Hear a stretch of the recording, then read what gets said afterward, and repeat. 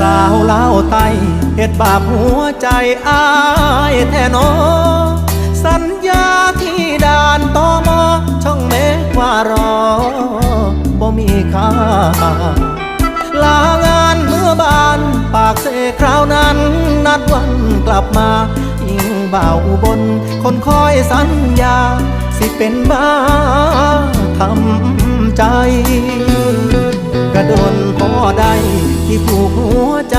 เฮาไว้ด้วยกัน